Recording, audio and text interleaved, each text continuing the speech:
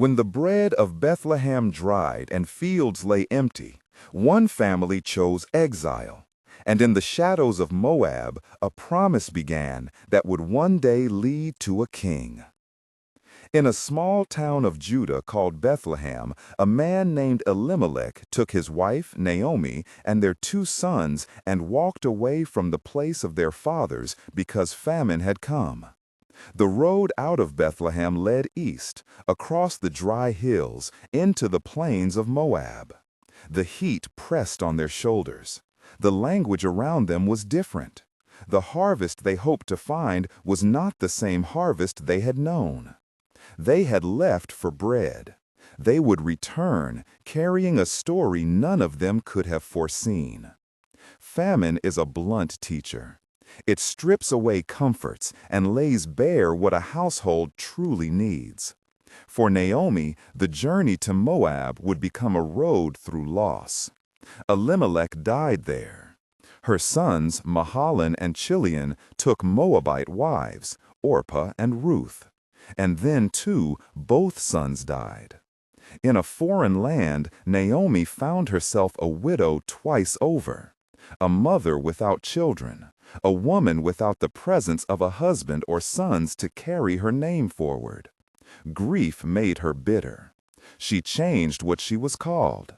No longer Naomi, pleasant, she would say she was Mara, bitter. Names in the ancient world were more than words. They were a witness to a life.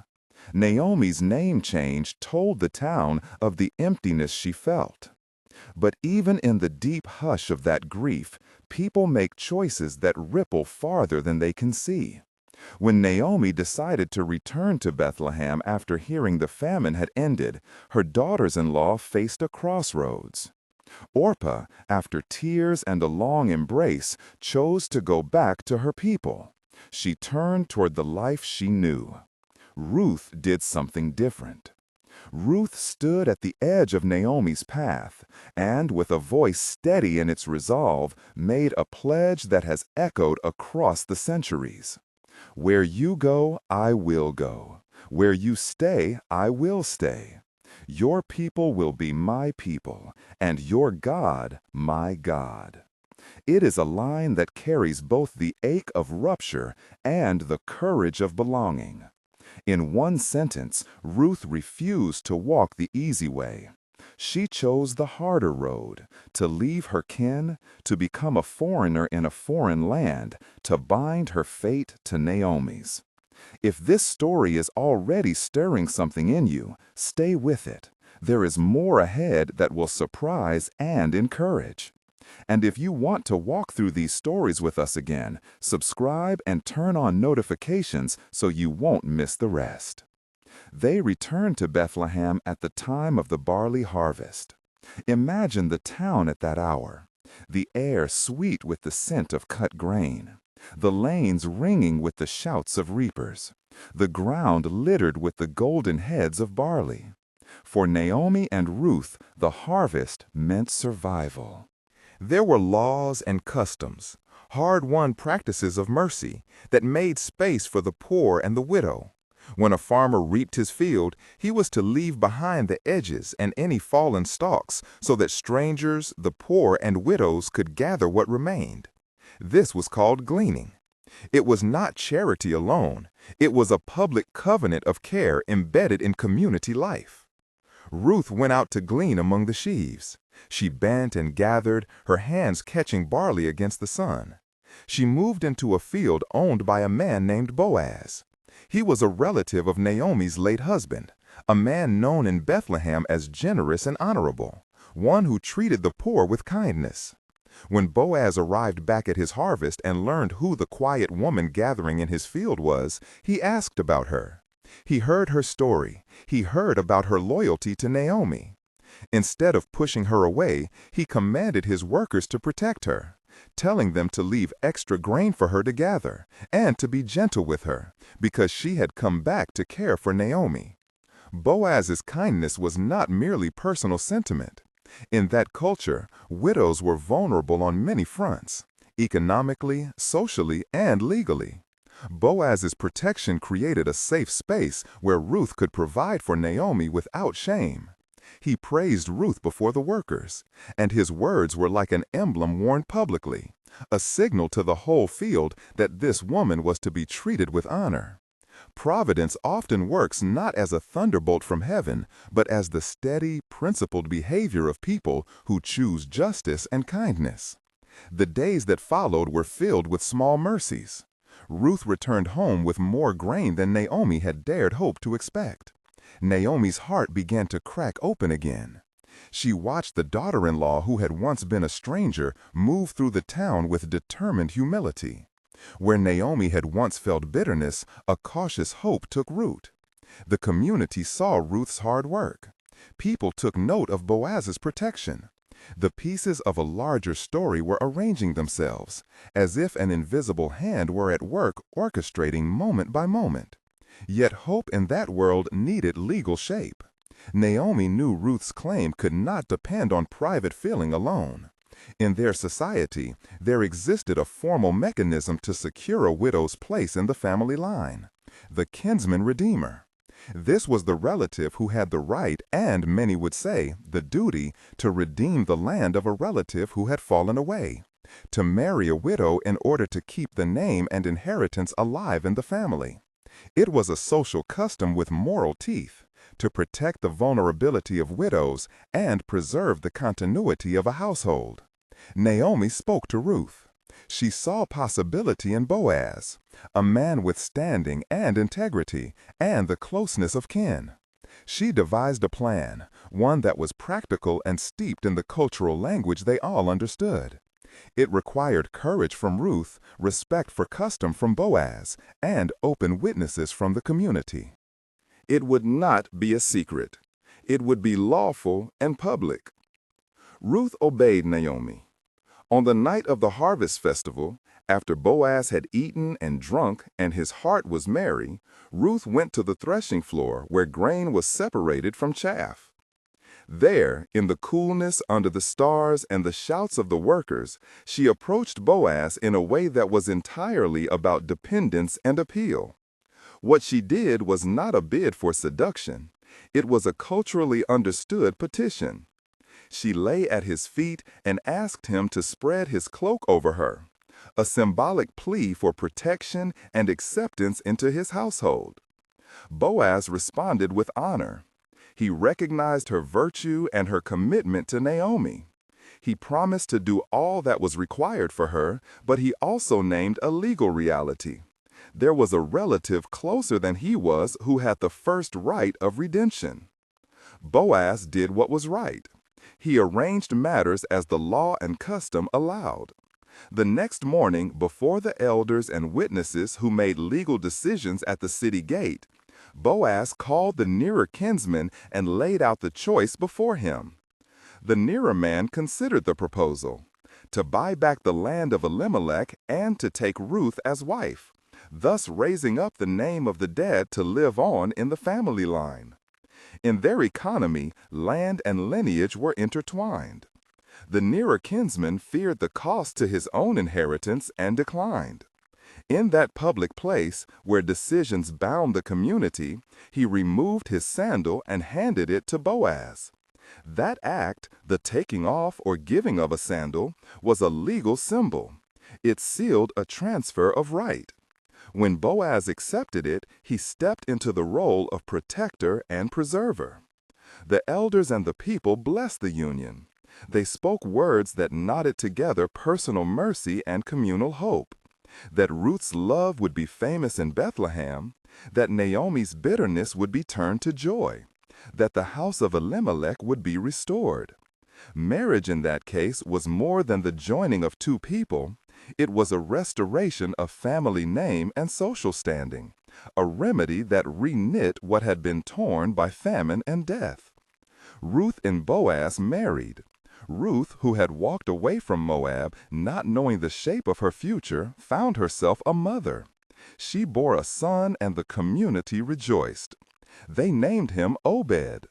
Naomi took the child and cradled him as one who could say, "At last, I have a child."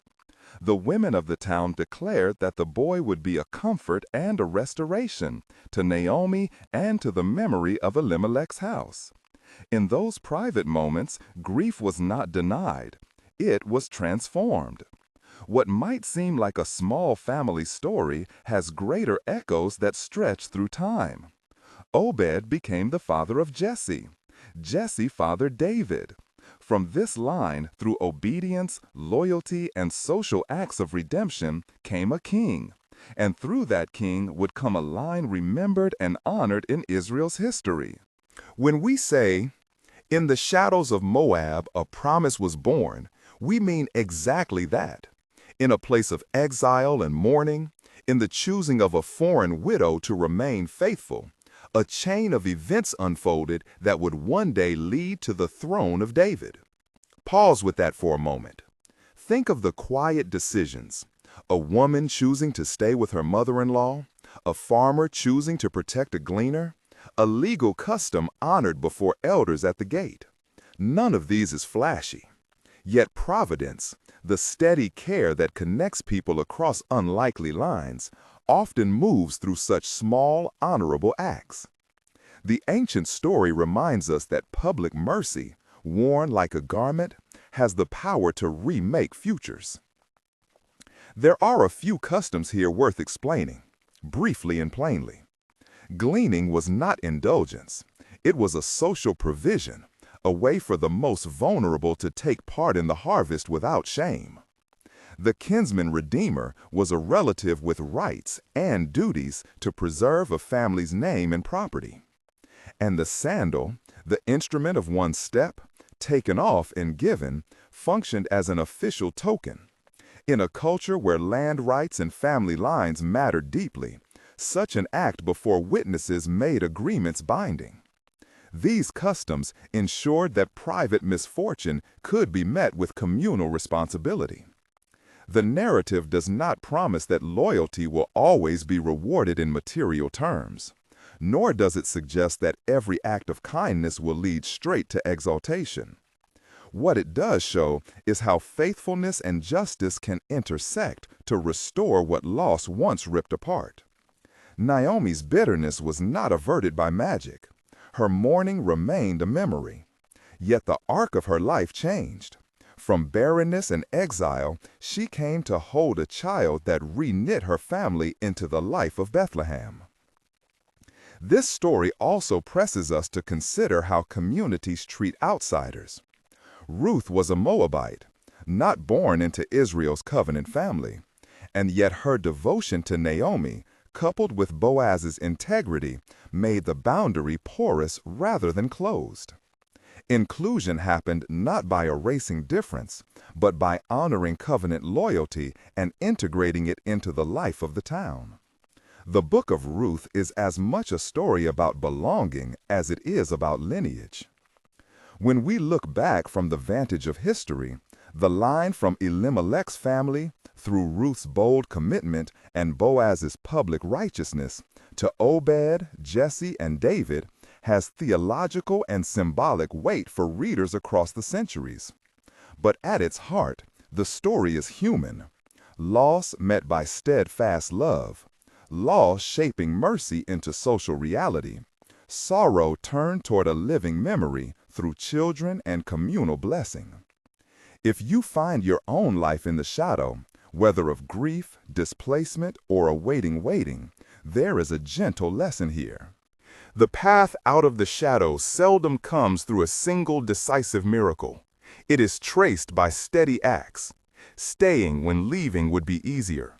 Giving when withholding would be simpler. Witnessing publicly when doing so costs reputation. These small acts can move history. Ruth's vow, spoken once in a low voice, carried forward into a lineage that would shape a nation. Be reminded, too, that communities bear responsibility. Boaz's action was public. He spoke to the workers. He negotiated at the gate. He accepted a legal duty before elders. Redemption in this story is social, not simply private. It calls those who have means and honor to step forward when laws exist to protect the vulnerable. Justice in the biblical vision is enacted in neighborhoods and markets, in fields and city gates. Before we close, picture Naomi again, older now, holding Obed, surrounded by the women of Bethlehem who proclaim aloud the goodness that has returned to her. She who once asked to be called Mara now is known in story as the one whose bitterness was transformed. That transformation does not make the past disappear.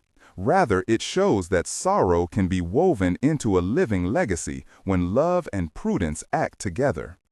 This is the story that led to the king. From famine and exile in the plains of Moab, through the stubborn loyalty of a Moabite widow and the righteous action of an Israelite kinsman, a child was born whose descendants would include David.